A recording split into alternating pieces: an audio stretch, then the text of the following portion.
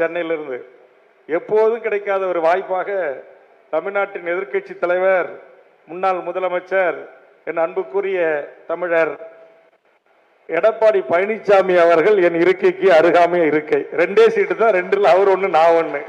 ஒரு விமான நிலையத்தில் தொடங்கி விமானத்தில் ஏறி அமர்ந்து விமானத்தில் இறங்கி கைகுலுக்கி விடைபெறுகின்ற வரையில் இந்த நூலை படிப்பதற்கான வாய்ப்பு இல்லாமல், ஆனால் இந்த நூலை படிப்பதற்கு சமமான ஒரு விவசாயியாக பிறந்து வாழ்ந்த ஒரு தமிழரின் வாழ்வு முறையை குறித்தும் அரசியல் பயணங்களை குறித்தும் எங்க போறீங்கன்னாரு. நான் உடனே சொன்னேன், இந்த நூலை காமிச்சு இது மாதிரி கொளத்தூர் மணி அண்ணன் வெளியிடுறாரு, நான் பெற்றுக்கொள்ளுகிறேன், ஆனந்தி அக்கா ஈழத்திலிருந்து வந்திருக்காங்க அப்படின்னு சொல்லி நூலில் இருந்துதான் பேச்சு தொடங்கி ஈழம், இனப்படுகொலை மாண்புமிகு மறைந்த அம்மையார் நிறைவேற்றினார். இப்போது கூட நான் கோரிக்கை வைத்துக் கொண்டே இருக்கிறேன். இதையெல்லாம் சொல்லி விவசாயிகளுக்காக அவர் கொண்டு வந்த ஒரு சட்டம், இதையெல்லாம் குறித்து நாங்கள் பேசணும்.